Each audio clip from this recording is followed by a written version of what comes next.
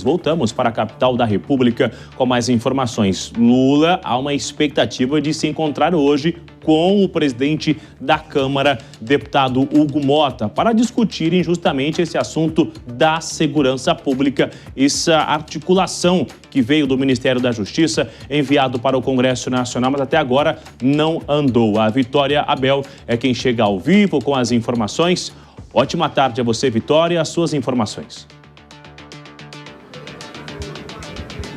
Olá, boa tarde, Bruno, para você, para a Márcia e para todos que nos acompanham. Pois é, o presidente Lula quer se encontrar com o presidente da Câmara dos Deputados, Hugo Motta, de preferência ainda hoje, porque Hugo Motta deve viajar para o seu estado da Paraíba no final do dia, portanto amanhã ele já não estaria aqui em Brasília. Eles estão tentando articular as agendas para ver se esse encontro consegue de fato acontecer ainda hoje ou então fica para os próximos dias. Fato é que Lula quer reforçar com Hugo Motta a importância de se avançar o mais rápido possível com a PEC da segurança. Vamos lembrar que essa proposta de emenda à Constituição foi enviada pelo governo lá no início do ano, já tramitou, foi aprovada na Comissão de Constituição e Justiça da Câmara, está agora na Comissão Especial, sob relatoria do deputado Mendonça Filho, do União Brasil. E esse texto prevê, principalmente, uma centralização das investigações e de operações envolvendo organizações criminosas,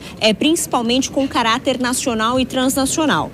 O texto original do governo, inclusive, previa que essa centralização de operações e investigações seria feita na Polícia Federal, ocorreria por meio das investigações da Polícia Federal. Mas o relator Mendonça Filho já disse que deve modificar isso e dar um jeito ali dos estados conseguirem colaborar entre si em união junto com o governo federal, mas sem que isso retire poderes dos estados. O texto também prevê a criação do Sistema Único de Segurança Pública, que será essencial na visão do governo, vai, na verdade, tornar constitucional, portanto, obrigatório esse Sistema Único de Segurança Pública, para que as polícias possam compartilhar dados de criminosos, boletins de ocorrência, organizando também melhor as operações.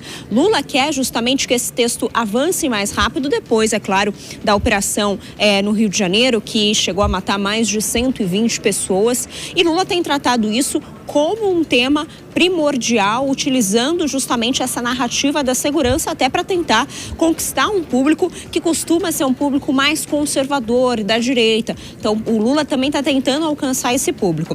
Ontem mesmo, o Palácio do Planalto lançou uma peça publicitária que já publicou nas redes sociais, no Instagram do governo, um vídeo explicando como que a operação no Rio de Janeiro, de acordo com o governo federal, não foi bem sucedida e que as operações devem ser feitas com inteligência. E nessa peça publicitária, inclusive, eles destacam que a PEC da segurança é de suma importância. A gente também aponta o seguinte, só o título dessa peça publicitária que rodou aí nas redes sociais é o seguinte, explicando a operação policial no Rio de Janeiro com inteligência. Daí abre aspas aqui também para essa peça publicitária. Matar 120 pessoas não adianta nada. Mesmo se fossem todos bandidos, amanhã tem outros 120 fazendo o mesmo trabalho. Além disso, também nessa propaganda, o governo fala o seguinte, que é preciso mirar na cabeça, mas não das pessoas, e sim no cérebro e no coração das organizações criminosas. Esse mirar na cabeça é uma referência até à fala do ex-governador do Rio de Janeiro, Wilson Witzel, que lá em 2018, logo depois que foi preso, disse que investiria muito em segurança pública e que queria mirar na cabeça dos criminosos e fogo, né? E colocar fogo nas palavras do Wilson Witzel naquela época. Então, portanto, o governo de Lula e o Palácio do Planalto utilizando essas referências de governadores do Rio de Janeiro, criticando a política pública no estado para tentar promover o seu estilo de segurança pública e também promover a PEC da segurança.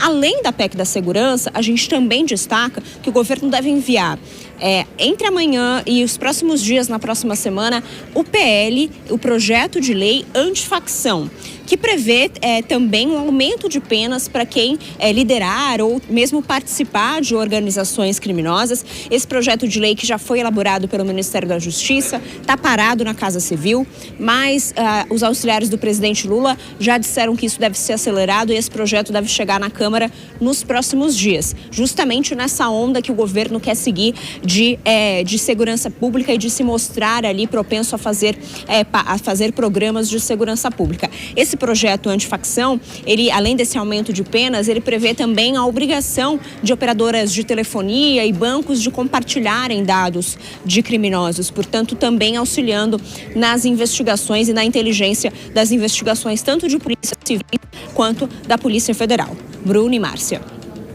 Vitória, obrigado pelas informações. Seguiremos de olho nesse encontro, se vai acontecer antes do final do expediente. Lula encontrando então com Hugo Mota, informações importantes, 2h57.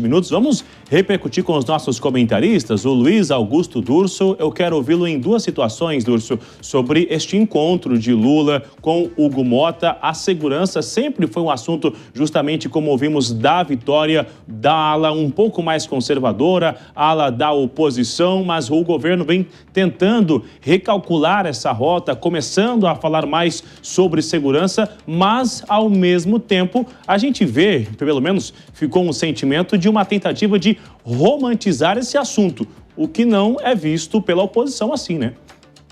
Bruno, em primeiro lugar, a gente precisa aprender a parar de apoiar projetos de lei que ganham força em razão de algum tema que foi ali polêmico ou que se tornou polêmico no país. A gente precisa legislar com cautela. Esse PEC da segurança tem tramitado já há algum tempo e desagrada em muitas questões, inclusive querendo centralizar a polícia numa situação federal.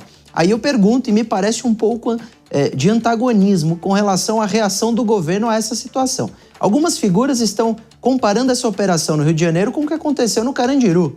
No Carandiru, a polícia entrou e os criminosos ali presos estavam desarmados, reagiram num limite muito inferior da situação em que, no Rio de Janeiro, a polícia reagiu após ser recebida a bala, com fuzis. A operação prendeu sem fuzis. Isso, de alguma forma, melhora no combate ao crime organizado? Claro que sim, são 100 fuzis a menos na mão de criminosos. Claro que tivemos mortes, precisam ser apuradas para verificar se eram criminosos trocando tiro e que, se fossem esses, morreram numa situação em que os policiais estavam em legítima defesa e se há algum tipo de impacto a aqueles que ali moram. E aí sim, tem que pontualmente verificar se houve algum erro na operação. Mas era uma operação que foi recebida a tiros e reagiu. Então, é uma situação totalmente diferente do Carandiru.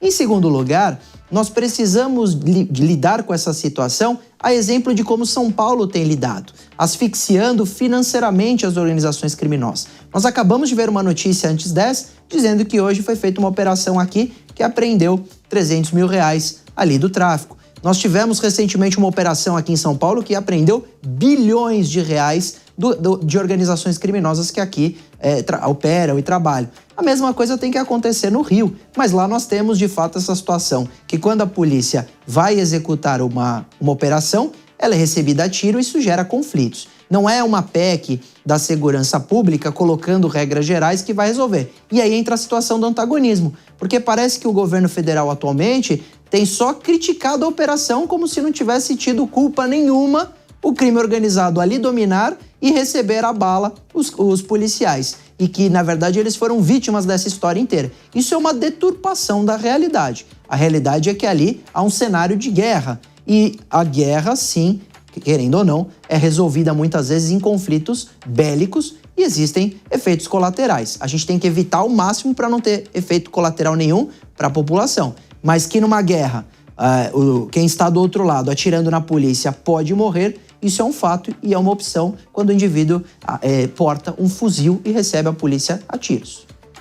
Agora, Henrique Kriegner, o mesmo governador que disse que não teve apoio do governo federal, foi o governador que votou contra essa PEC da segurança pública. Na sua opinião, quais são os problemas dessa PEC para os governadores de direita e centro-direita não apoiarem? Bom, Márcia, justamente porque essa PEC prevê, acho que o número 1 seria a centralização de operações como essa na Polícia Federal. Se essa PEC entrasse em vigor da maneira como ela está desenhada, o governo estadual, seja do Rio de Janeiro ou de qualquer outro estado, numa operação em comunidades, não poderia executar de acordo com a inteligência ou mesmo a urgência daquilo que foi apurado ali pela sua própria equipe, teria que esperar pela anuência da Polícia Federal ou mesmo até um reforço da Polícia Federal. Com isso, o que aconteceu, a operação agora que a gente está vendo aqui no Rio de Janeiro, não teria acontecido. E aí alguém pode pensar, bom, mas que bom, essas pessoas não teriam morrido. Mas vamos lembrar ali do que disse o Durso, são 100 fuzis a menos, muitos mortos morreram porque estavam em combate com a polícia, né? Então não são pessoas que estavam simplesmente ali passeando no parque e de repente receberam um tiro. Ainda, claro, existem investigações, mas essa polícia subiu o morro com câmeras corporais, subiu o morro de posse de mandatos de busca e apreensão e também de prisão, seguiu todos os controles e todos os requisitos ali estabelecidos pelo STF e na DPF. Então, a lição de casa foi feita. Nessa questão, a PEC só atrapalharia e retardaria o processo, esperando aí uma boa vontade por parte do governo federal de novo. Esse é o maior risco, é deixar a parcela da segurança pública na mão de alguém que não está lá com você.